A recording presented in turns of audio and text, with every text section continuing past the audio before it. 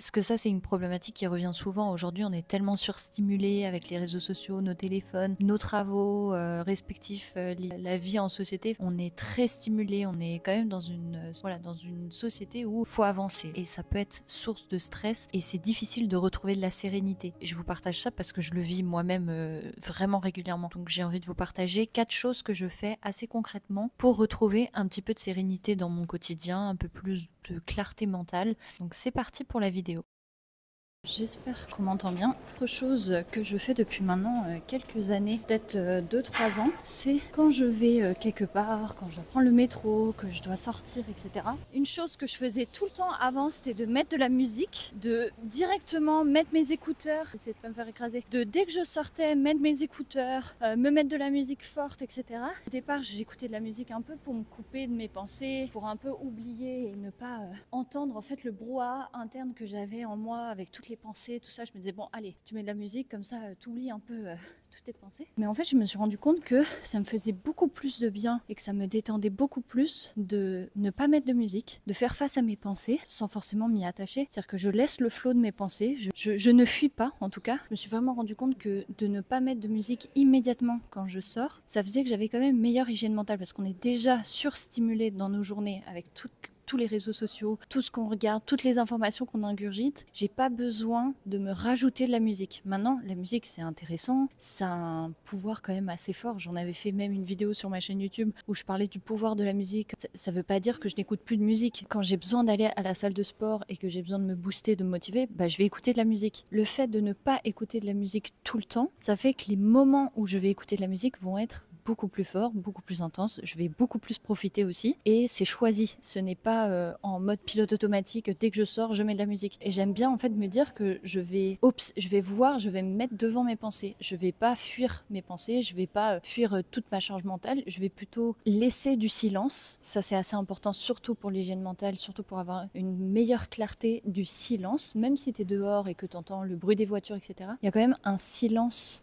intérieur. J'ai pas besoin de tout de suite me mettre de la musique. En tout cas, dès que je sens que je suis dans une période où j'ai beaucoup de pensées, beaucoup de choses à faire, beaucoup de stress, je vais un petit peu moins écouter de musique pour un peu moins me stimuler et juste me reconnecter à ok, tout va bien, je ne suis pas mes pensées non plus, les pensées elles sont là, elles me traversent et j'ai pas besoin de m'y accrocher. Ça peut paraître un peu abstrait comme ça, mais juste je vous invite juste peut-être essayer juste une fois de temps en temps, au lieu de tout de suite vous mettre de la musique, de dire ok, attends, je vais peut-être me laisser 5-10 minutes sans musique, juste histoire de voir comment je me sens, juste prendre conscience que voilà, tu es en train de marcher, tu vas prendre le métro, tu observes les gens dans le métro. C'est presque une forme de méditation aussi. Mais en tout cas, voilà, le but, c'est pas de ne plus écouter de musique. Le but, c'est de choisir les moments où tu veux écouter de la musique, de le faire en conscience et pas en mode pilote automatique dès que je sors de chez moi. Musique obligatoirement. En tout cas, moi, c'est quelque chose qui a fait une grosse différence dans mon hygiène de vie, mon hygiène mentale. Et Dieu sait, encore une fois, que j'aime la musique. Vraiment, j'adore ça. J'écoute énormément de musique, c'est indécent. Mais voilà, de maîtriser le moment où tu vas écouter de la musique, parce qu'encore une fois, c'est source de dopamine, c'est source de stimulation encore, et on est déjà stimulé dans notre quotidien. Donc parfois, de revenir à l'équilibre, de revenir à un peu plus de silence, ça fait du bien aussi. Il y a juste à tester, si ça te parle pas, ça te parle pas. Et encore une fois, moi, cette chaîne YouTube, c'est un buffet à volonté. Il y a à prendre ce qui te parle, il y a à prendre ce qui est juste pour toi, et pas ce que je dis en mode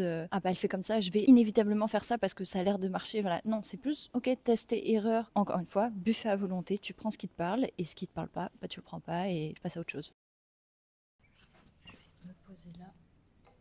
Une autre chose que je vais faire pour avoir une bonne hygiène mentale et avoir un peu plus de clarté, moi ça passe beaucoup par exemple par le yoga. Mais attention, je vais mettre des pincettes, t'es pas obligé de faire du yoga pour appliquer ce que j'ai envie de te partager là maintenant tout de suite. Le yoga, pourquoi j'en fais, c'est que c'est excellent pour te reconnecter au souffle et à la respiration. Là en plus en ce moment je suis en train de suivre une formation professionnalisante en yoga, donc pour être professeur. Après je sais pas, c'est pas vraiment que je veux devenir professeur, mais en tout cas ça m'intéressait vraiment de comprendre le yoga, d'où ça venait, puis comment ça fonctionne. Et et si je peux le transmettre, tant mieux. Mais bref, je suis en train de changer de sujet, mais par le yoga, tu peux te reconnecter au souffle, à ta respiration. Le fait d'être connecté à ta respiration fait que tu n'es pas connecté à ton passé, tu n'es pas connecté à toutes les pensées qui sont dans ta tête. Tu es connecté à l'instant T. L'instant T, l'instant présent, c'est que tu es en train de respirer, tu es en train de prendre conscience de ta respiration, puis tu es dans le mouvement. Et le yoga, c'est des postures accompagnées d'une respiration. Quand tu es dans l'instant présent, tu n'es pas à penser non plus au futur, à toutes les pensées qui peuvent être anxiogènes. Tu es juste connecté à là maintenant. Tu es branché au présent. Tu n'es pas connecté à un espèce de brouhaha interne. Le fait aussi de respirer, ça permet de créer de la cohérence dans ton mental. Donc, si tu inspires sur 4, expires sur 4, si tu fais ça suffisamment longtemps, ça permet de créer de la cohérence dans ton cerveau et petit à petit, je dis pas que c'est instantané. Au départ, c'est pas très agréable. Ça demande de vraiment te concentrer sur la respiration et pas sur tes pensées. Parfois, c'est un peu inévitable. Tu vas quand même penser et le but, ce n'est pas de penser, mais c'est de, dès que tu as une pensée, de revenir à la respiration. C'est ok si tu as des pensées, si tu n'arrives pas à cleaner ton mental. Le but, c'est juste de, dès que tu as une pensée qui peut être un peu anxiogène ou stressante, de revenir au souffle. C'est ok,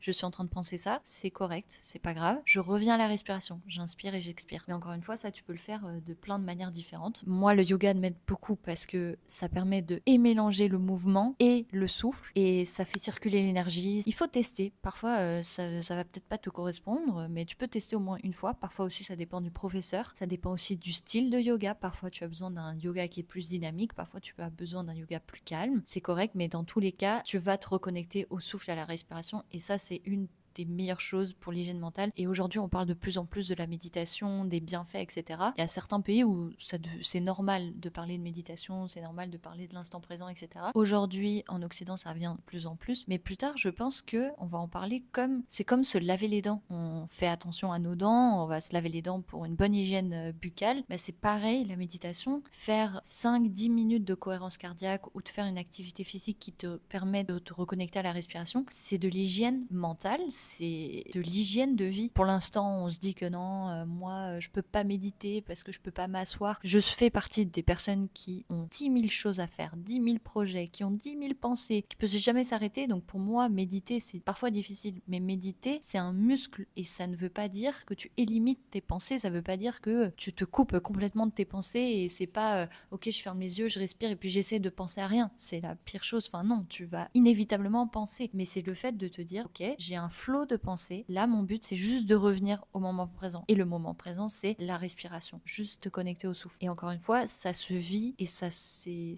un muscle qui doit se développer. Tu dois le faire plusieurs fois aussi pour voir des bienfaits. C'est pas en 5 minutes de méditation une fois dans ta vie que tu peux savoir si ça peut te faire du bien ou pas. Parfois, ça demande un petit peu plus. Et puis si 5 minutes, ça te demande beaucoup, bah teste 1 minute. Tu mets 1 minute sur ton téléphone, tu te mets un chrono d'1 minute, tu poses ton tel, tu fermes les yeux et tu te connectes juste au souffle. On te demande pas de faire plus inspire que d'expire, juste tu te connectes à ta respiration et tu vois déjà ce que ça fait sur toi. 1 minute, c'est pas un big deal. C'est comme si demain tu voulais tester le surf et que bah tu te rétames la figure, t'y arrives pas, t'en as fait même pas 1 heure et tu te dis bah non, le surf c'est pas pour moi. Bah oui, mais tu n'es pas parfait en surf, ça se travaille, c'est quelque chose que tu peux progresser. Bah, pour moi, la méditation, c'est pareil. Et je pense que ça peut se travailler. En tout cas, c'est mon avis.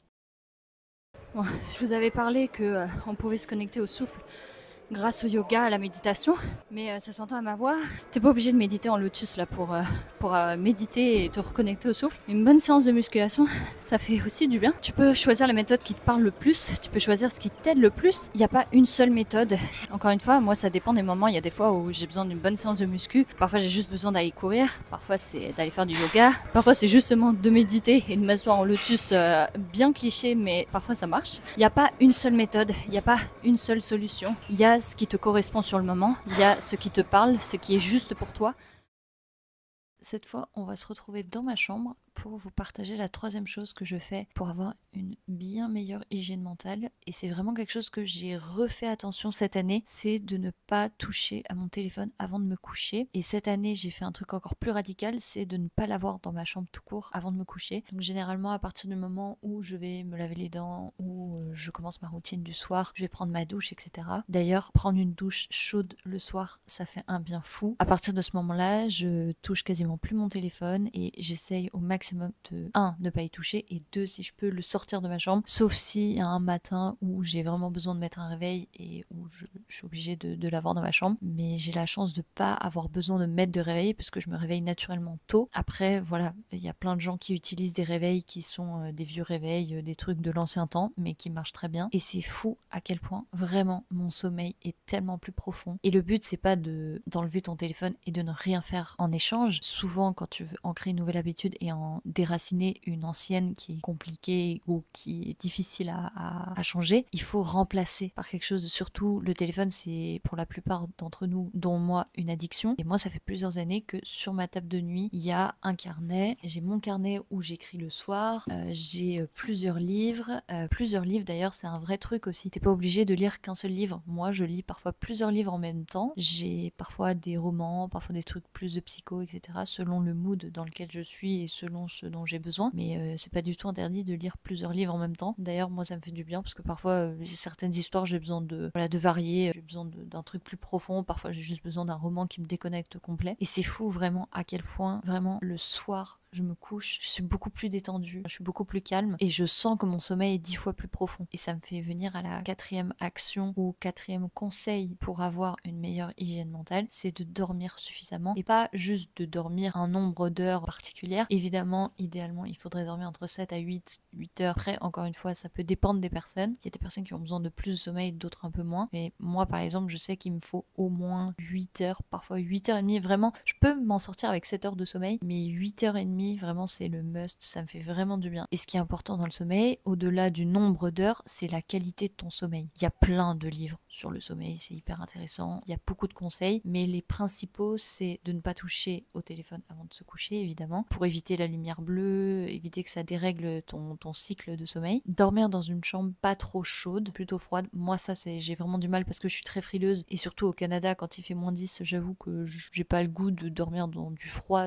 sachant que je vis déjà dans le froid de base. De dormir dans le noir complet aussi, ça favorise vraiment le sommeil profond, moi ça je le vois directement. Là j'ai déménagé, j'ai pas de rideau opaque, le matin c'est fou, j'ai vraiment l'impression que mon sommeil est moins profond. Donc tu peux t'acheter un masque pour la nuit, mais voilà, ça c'est les principaux conseils. Peut-être que j'en oublie, vous pouvez me les rappeler en commentaire, mais c'est les principaux. En tout cas c'est ceux que j'essaie d'appliquer. Et ça c'est fou à quel point ça contribue à mon hygiène de vie, à mon hygiène mentale, à être beaucoup plus apaisée. Puis le matin du coup, je vais pas être sur mon téléphone immédiatement au lever. Ça c'est quand même, la plupart des personnes, c'est quand même assez difficile de se lever sans tout de suite toucher au téléphone. Moi j'essaie de pas le faire. Maintenant encore une fois, j'y vais step by step. Déjà, il est pas dans ma chambre. Le matin, j'ai du mal à ne pas le prendre la première heure de la journée. Et surtout parce que je vis loin aussi de ma famille. Je vis à Montréal, donc moi le matin c'est un peu le moment où je peux répondre à mes messages, répondre à mes parents, etc. Mais voilà, je l'ai intégré en fait. Il y a aussi être juste avec soi, et je l'ai répété au moins 10 fois dans la vidéo, mais oui, peut-être que tout le monde va dire ne touche pas à ton téléphone le matin, mais en même temps, si ça te fait vraiment du bien, si tu sais que ça te fait pas du bien, le fais pas. Mais si tu sais que ça te fait du bien, moi je sais que voilà, je vais pas passer 2 heures sur Instagram le matin ou sur YouTube, j'en ai besoin pour répondre à mes parents, répondre aux gens que j'aime, etc. Donc je le fais, mais je le fais en conscience. Idéalement, je devrais pas le prendre la première heure de la journée, mais je fais aussi ce qui me correspond et ce qui me fait du bien. Et il y a des fois où bon, il est avec moi dans la chambre, voilà, c'est comme ça. Le but c'est de chaque jour progresser un petit peu, être meilleur que hier, un petit peu mieux que ta version de toi hier. Ça c'est déjà super, c'est très cliché, mais ça fonctionne pour de vrai. Je trouve que c'est moins culpabilisant aussi. Bon, je pense que j'ai tout dit pour cette vidéo. J'espère que ça vous aura aidé, que vous essayerez au moins une des 4 actions que je vous ai partagées ici. Encore une fois, c'est le buffet à volonté. Prenez ce qui vous parle et puis dites-moi si ça vous a aidé. N'hésitez vraiment pas à le dire. Ça permet aussi de soutenir ma chaîne, ça permet de me faire connaître, de participer, que l'algorithme puisse me mettre en avant aussi. Donc voilà, si ça vous a plu ou si ça vous a déplu, n'hésitez pas à le dire. On est là aussi pour se partager ce qu'on pense et partager les conseils, donc n'hésitez pas à vous exprimer. Je vous souhaite une super belle semaine, bon courage à tous, et puis on se retrouve bientôt dans une prochaine vidéo. Suivez-moi aussi sur Instagram parce que je suis relativement présente là-bas, et dans ma newsletter. Encore une fois, vous êtes de plus en plus nombreux là-bas et ça me fait tellement plaisir parce que je prends tellement de plaisir aussi à écrire mes newsletters depuis maintenant plus d'1 an et demi, presque 2 ans. Donc voilà, merci de me suivre là-bas. Bonne semaine à tous et puis à bientôt.